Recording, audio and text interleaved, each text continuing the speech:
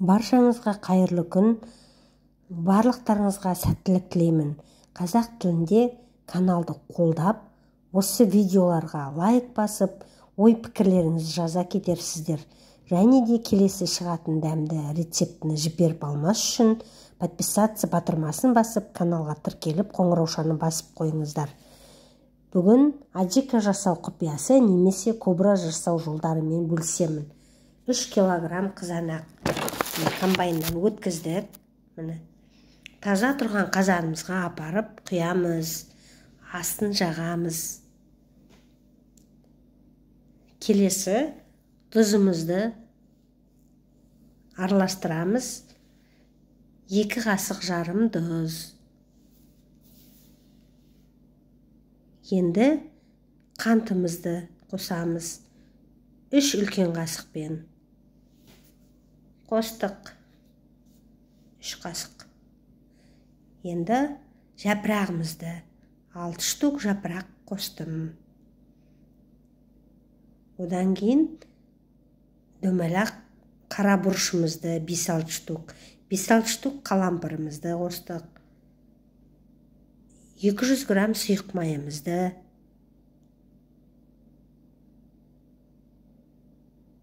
Және 200 грамм суымызды. Бәрін жақсылап араластырып, пока қайнай береді. Келесі тәтті бұрышымызды өткіземіз. Мен пышақтарын ауыстырып тұрам, осы комбайнның. Помидор өткізетін пышағы бөлек, мына тәтті бұрышты өткізетін пышағы бөлек.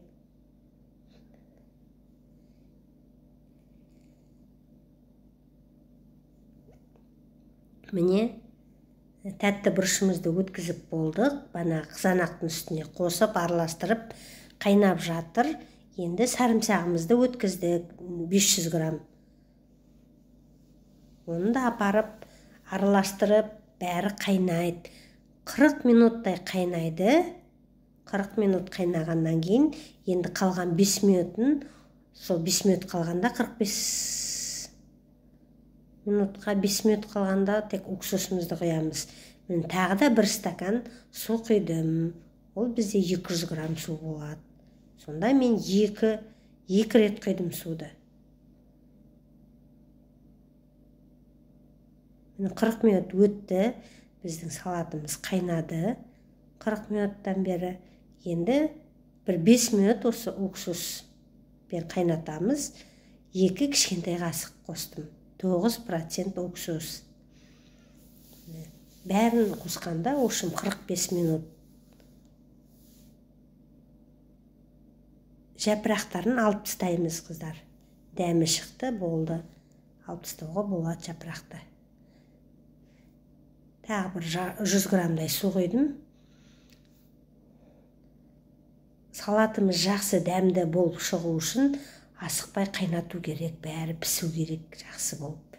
Жақсы піссе, салаттарыңыз жақсы ұзақ тұрады. Менде банкілерімнің бәрі үйде тұрады. Менде погреб жоқ, қыздар. Үйде тұрады. Қысы жазы тұрады. Ешқашанда атылып көрген емес. Мен банкілерімді, крышкаларымды каждый видео сайын айтып жүрмін. Чайный содамен жақсылап жуам. Міне, қыздар, менің отбасым шағын болғандықтан кішкентай ғана жасадым. Егер де үлкен отбасы болсаңыздар, осы мөлшерде 2 есе немесе 3 есе етіп жасауға болады. Міне литрой банкілерге, 1 литрлік банкілерге мен салаттарымды салып жатырмын. 3 литр жарымдай салат шықты. Осы менің рецептіма қарап жасаңыздар. Өте дәмді, тәтті, тамаша. Достарыңызбен, тума-туысқандарыңызбен, көрші көлеммен, бәрімен бөлісуге болады осы менің видеомен.